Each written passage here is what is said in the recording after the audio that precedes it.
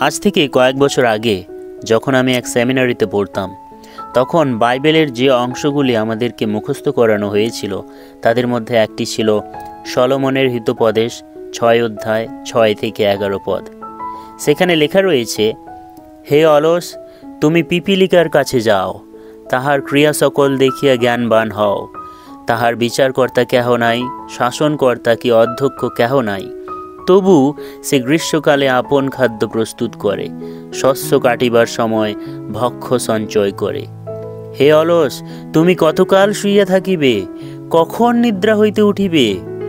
আর একটু নিদ্রা, আর একটু তন্দ্রা, আর একটু শুইয়া হস্ত জড়সড় করিব। তাই তোমার দরিদ্রতা দস্যুর ন্যায় আসিবে, তোমার দৈন্যদশা ঢালির ন্যায় আসিবে।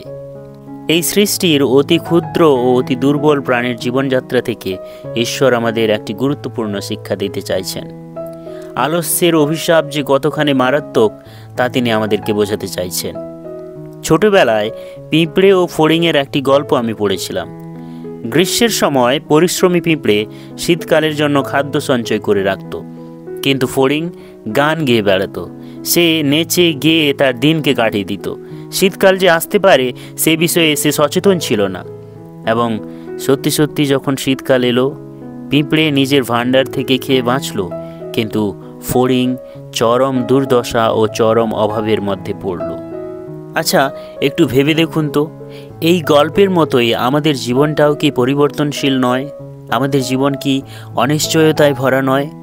এখন যদি গ্রীষ্মকাল, আর একটু পরেই শীতকাল। হতে পারে এখন আপনার জীবন প্রাচুর্যে ভরা, কিন্তু অভাব আসতে কতক্ষণ? যখন সুখ ও আনন্দ আসে, একাকিত্ব ও দুঃখ কি আড়াল থেকে উঁকি দেয় না? এই জগতের প্রত্যেক মানুষের জীবনে তা ঘটে। সকল বিষয়েরই সময় আছে। সুখের সময় তো এমনিতেই হেসে খেলে কেটে যায়, কিন্তু প্রশ্ন হচ্ছে, যখন খারাপ সময় আসবে তাকে কাটিয়ে তোলার জন্য আপনার ভাণ্ডারে কিছু আছে তো? এই পরিবর্তনশীল জীবনে ঈশ্বর আমাদের পিঁপড়ে হতে বলেছেন, ঈশ্বরের পিঁপড়ে। সে প্রতিদিন খুব ভোরে জেগে ওঠে, চার্চে যায়, প্রার্থনা করে, ঈশ্বরের বাক্যকে পড়ে, বা যখন তা পড়া হয় তা শোনে, স্তোত্র গীত গায়, এবং ঈশ্বরের যে বাক্য সে শুনেছে সে তা মনে মনে ভাবতে থাকে। আর এভাবেই সে তার গোপন গোলাঘরে খাদ্য সঞ্চয় করে। সেই খাদ্য ফিজিক্যাল নয়, সেই খাদ্য স্পিরিচুয়াল। আপনিও কি ঈশ্বরের পিঁপড়ে হতে চান? আপনাকেও তাহলে সেই একই কাজগুলো করতে হবে। প্রতিদিন ভোরে জেগে উঠুন, প্রার্থনা করুন, চার্চে যান, লিটার্জিতে অংশগ্রহণ করুন, বাইবেলকে কোলে তুলে নিন এবং পড়ুন এবং তা মেনে চলুন।